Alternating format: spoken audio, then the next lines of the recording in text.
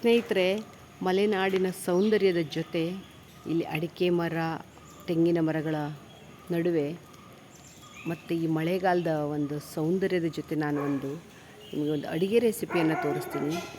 ಮಲೆನಾಡು ಅಂದರೆ ಹಚ್ಚ ಹಸಿರಿನ ಒಂದು ಸುಂದರವಾದ ಪ್ರದೇಶ. ಎಲ್ಲರಿಗೂ ಗೊತ್ತಿರುವಂಥದ್ದು ಮಲೆನಾಡು ಅಂದರೆ ಸೌಂದರ್ಯದ ನಾಡು, ಹಸಿರಿನ ಸೌಂದರ್ಯ. ಬರೀ ಎಲ್ಲಿ ನೋಡಿದರೂ ಹಸಿರು ಹಸಿರು ಅಲ್ವಾ, ತುಂಬನೇ.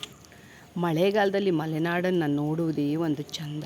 ಹಾಗೆ ಒಂದು ಅಡುಗೆಯನ್ನು ಮಾಡಿದ್ದೀನಿ, ನಮ್ಮ ಹವ್ಯಕರ ಮನೆಯಲ್ಲಿ ಮಾಡುವಂಥ ಅಡುಗೆ. ಇದು ಒಂದು ಗೊಜ್ಜು, ಕನ್ನೆಕುಡಿ ಕಟ್ನೆ ಅಂತ ಹೇಳ್ತೀವಿ. ನೋಡಿ, ಇಲ್ಲಿ ಒಂದಷ್ಟು ಎಲೆ, ಈ ಥರದ ಎಲೆಗಳು, ಇದು ಕನ್ನೆಕುಡಿ ಎಲೆ ಅಂತಲೇ ಹೇಳ್ತೀವಿ. ಆ ಎಲೆಯನ್ನು ತಂದು, ಇದು ಎಲ್ಲೂ ಸಾಮಾನ್ಯವಾಗಿ ಸಿಗಲ್ಲ, ನಮ್ಮ ಕಡೆ ಮಲೆನಾಡಲ್ಲಿ ಸಿಗುತ್ತೆ, ಉತ್ತರ ಕನ್ನಡ ಜಿಲ್ಲೆಯಲ್ಲಿ. ಇದನ್ನು ತಂದು ಚೆನ್ನಾಗಿ ತೊಳೆದು ಅದನ್ನು ಕ್ಲೀನ್ ಮಾಡಿ ಅದನ್ನು ಈ ಥರ ಎಲ್ಲ ಸೋಯಿಸ್ಕೊಳ್ಳೋದು ಅಂತ ಹೇಳ್ತೀವಿ. ಅದನ್ನೆಲ್ಲ ಮಾಡಿ ಅದಕ್ಕೆ ಸ್ವಲ್ಪ ಒಂದು 2-3 ಸ್ಪೂನ್ ಎಣ್ಣೆ ಹಾಕಿ ಹುರ್ಕೋಬೇಕು. ನಾನು ಹುರಿಯುವಾಗ ಇರಲಿಲ್ಲ, ನಮ್ಮ ತಮ್ಮನ ಹೆಂಡತಿ ಹುರಿದ್ಬಿಟ್ಟಿದ್ಲು. ಇದಕ್ಕೊಂದು 5-6 ಕಾಳುಮೆಣಸು, ಒಂದು ಅರ್ಧ ಸ್ಪೂನ್ ಜೀರಿಗೆ, ಮತ್ತು ಸ್ವಲ್ಪ ನೋಡಿ ಈ ಥರನೇ ಹುರಿಯೋದು. ಬೆಳ್ಳುಳ್ಳಿ, ಒಂದು 5-6 ಬೆಳ್ಳುಳ್ಳಿ ಎಸಳು. ಬೆಳ್ಳುಳ್ಳಿ ಹಾಕಿಲ್ಲ ಅಂದರೆ ಚೆನ್ನಾಗಾಗಲ್ಲ, ಹಾಕಲೇಬೇಕಾಗುತ್ತೆ. ಇದನ್ನು ಹುರಿದಿಟ್ಟಾಗಿದೆ. ಇದನ್ನೆಲ್ಲ ಚೆನ್ನಾಗಿ ಹುರಿದು ಆದಮೇಲೆ ಒಂದು ಸ್ವಲ್ಪ ಕಾಯಿ, ಅದು ತಣ್ಣಗಾಗಿರುತ್ತೆ ಅಷ್ಟೊತ್ತಿಗೆ, ಇಲ್ಲಿ ಕಾಯಿ ಹಾಕಿ ರುಬ್ಕೋಬೇಕು.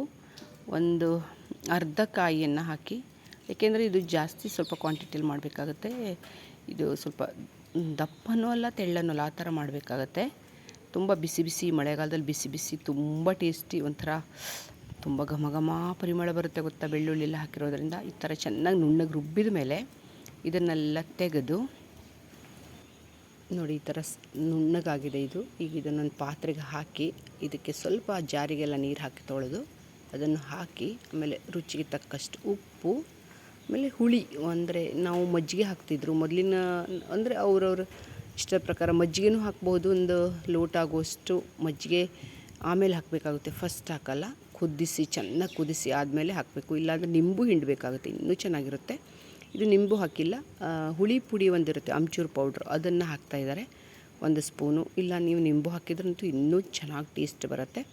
ನೋಡಿ, ಕುದಿಸಿ ಈ ಥರ ಬರುತ್ತೆ. ಇದು ಎಷ್ಟು ಚೆನ್ನಾಗಾಗುತ್ತೆ ಗೊತ್ತಾ, ಅನ್ನಕ್ಕಂತೂ ಒಳ್ಳೆ ಕಾಂಬಿನೇಷನ್ನು. ಅನ್ನ ನೀವು ಚಪಾತಿ ಜೊತೆನೂ ಮಾಡ್ಕೋಬೋದು, ಒಳ್ಳೆ ಸಕ್ಕ ಟೇಸ್ಟಾಗಿರುತ್ತೆ ಗೊತ್ತಾ.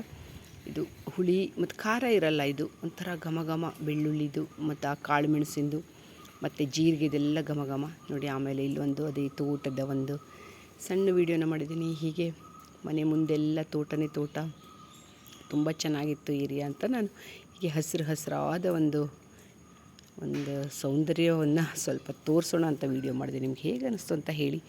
ನನ್ನ ಈ ವಿಡಿಯೋ ಇಷ್ಟ ಆಯಿತು ಅಂದ್ಕೊಂಡಿದ್ದೀನಿ. ಇಷ್ಟ ಆದರೆ ಲೈಕ್ ಮಾಡಿ. ಒಂದು ಸಣ್ಣ ವೀಡಿಯೋ ಆಗಿತ್ತು. Thank you. ಮತ್ತೆ ಸಿಗೋಣ ಇನ್ನೊಂದು ವೀಡಿಯೋದೊಂದಿಗೆ. ಹಾಗೆ ಇಲ್ಲಿ ಸಿಕ್ಕಾಪಟ್ಟೆ ಮಳೆ ಬರ್ತಾಯಿತ್ತು. ಮಳೆ ಸ್ಟಾರ್ಟ್ ಆಗಿದೆ, ಮಳೆಗಾಲ ಸ್ಟಾರ್ಟ್ ಆಗಿದೆ. ಉತ್ತರ ಕನ್ನಡ ಜಿಲ್ಲೆಯಲ್ಲಿ ತುಂಬಾ ಚೆನ್ನಾಗಿ ಮಳೆ ಬರ್ತಾಯಿದೆ. ಆಲ್ಮೋಸ್ಟ್ ನಮ್ಮ ಕರ್ನಾಟಕದಲ್ಲೆಲ್ಲ ಮಳೆ ಬರ್ತಾಯಿದೆ ಅಂದ್ಕೊಂಡಿದ್ದೀನಿ. ಸ್ವಲ್ಪ ವೀಡಿಯೋ ಹಾಕಿದ್ದೀನಿ, ಹೇಗೆ ಅನಿಸ್ತು ಅಂತ ಹೇಳಿ.